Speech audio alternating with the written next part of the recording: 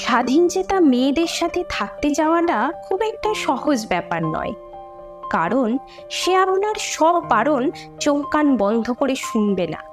এটা করা যাবে না, ওটা পড়া যাবে না, এর সাথে কথা বলা যাবে না, এখানে যাওয়া যাবে না ইত্যাদি নিয়মসূচির মুখে সে প্রশ্ন ছুড়ে বসবে। কেন? মতামতের অমিলে সে চুপ করে মেনে নেবে না যে ভুলটা তার। সে তর্ক করবে, লজিক্যালি কোনটা ঠিক কোনটা ভুল তার বিচার করবে। সে কারোর কাছে হাত পেতে নিজের শখ পূরণ করতে চাইবে না। নিজের উপার্জনের টাকায় কাঁধে কাঁধ মিলিয়ে রেস্টুরেন্টে, শপিং মলে, সিনেমার বিল মেটাতে চাইবে।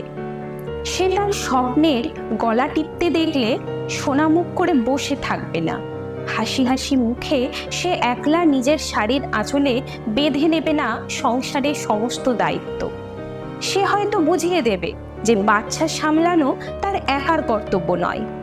তার ইচ্ছা না হলে সে মুখের ওপর না বলবে।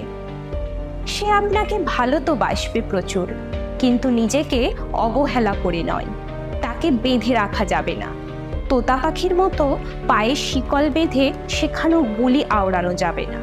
সে উড়বে, ডানা মেলে প্রাণ ভরে নিঃশ্বাস নেবে, যেমন করে খুশি বসবে, যেমন করে খুশি হাঁটবে, হো হো শব্দে হাসবে, নিজেকে প্রচুর ভালোবাসবে।